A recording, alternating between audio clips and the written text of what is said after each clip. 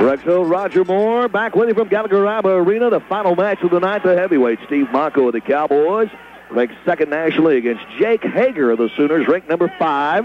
Cowboys leading the duel 17-12. Mathematically, the Sooners are still in it. Need a tech fall with back points to tie it up and a fall to win it. The Cowboys are in pretty good shape with the two-time defending national champion Steve Mocco here at 285. And Hager, the little big guy from OU out of Perry, Oklahoma. He's a senior. Both these guys are seniors. Little leg sweep. Mocco knocked his legs out from under him. Got him on the mat, but couldn't do anything with it. Hager's about a head taller than Mocco.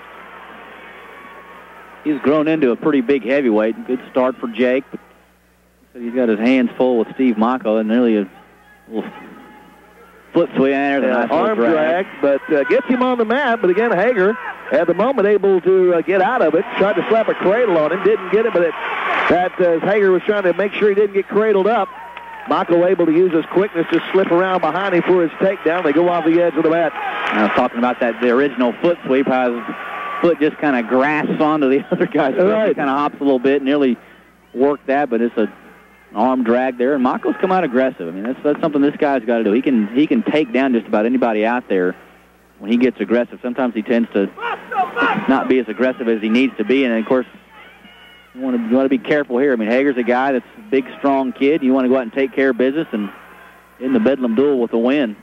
Hager gets to his feet, edge of the mat.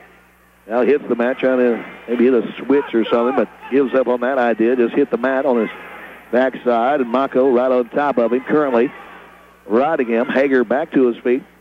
Mocco locks him around the waist, trips him back to the mat. Back to his feet. Hager, he's out, scores his escape. It's 2-1. Hager's took a couple of half shots here early on, but you really got to set Steve Mocco up if you're going to take him down. You can't take bad shots against this guy because he'll post the head and will spin around you in a heartbeat. 2-1. Crowd getting into it. Final battle of the night. Cowboys leading 17-12.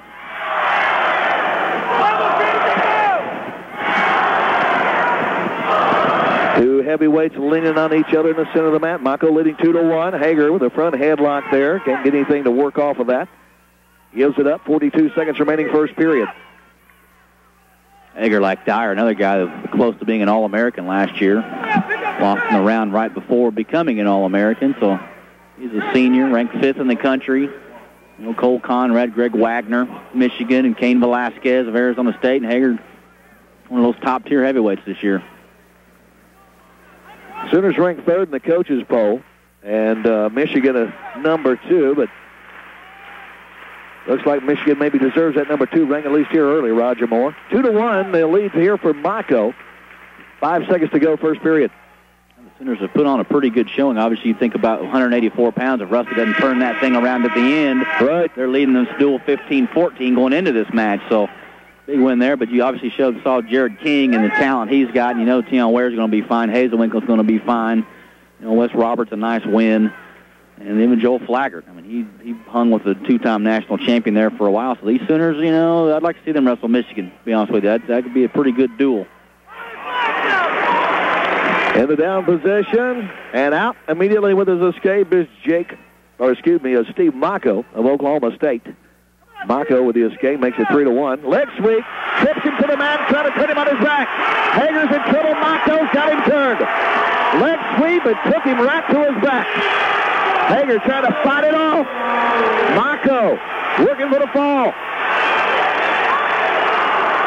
Jake Hager trying to roll out of there, get his shoulders off the mat, but he's in trouble. Mocco working for the fall. There's a fall. 3 minutes and 41 seconds. 3:41. That's the way to finish it off for Steve Mocco and the Cowboys. The big fall from the big Cowboy heavyweight. Roger Moore, boy, I tell you what, those last 3 weights, if you're an OSU fan, worth the price of admission.